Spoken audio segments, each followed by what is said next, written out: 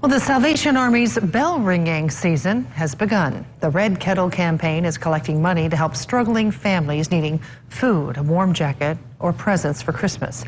Other charities are also gearing up for a record year during the pandemic.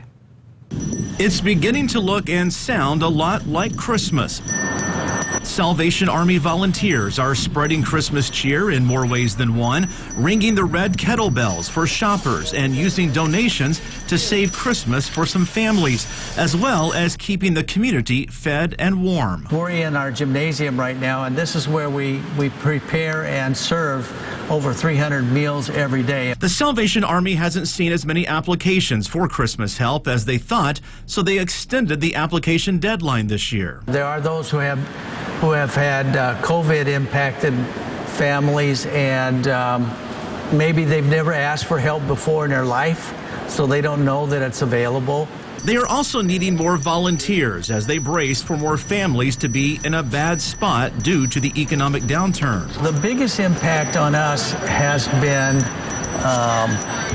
the loss of volunteers. The Salvation Army isn't the only nonprofit gearing up to help more people. Holly's House executive director says they have been helping more children than usual who are facing abusive environments.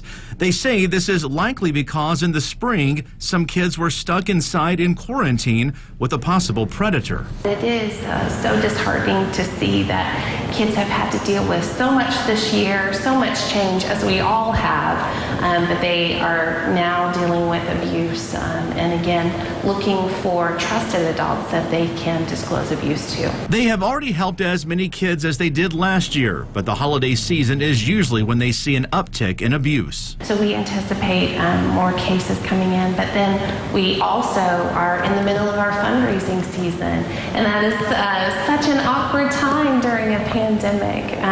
But we are so excited for people who recognize that everyone has had a difficult year this year and can step outside of themselves. Brandon Bartlett, Eyewitness News.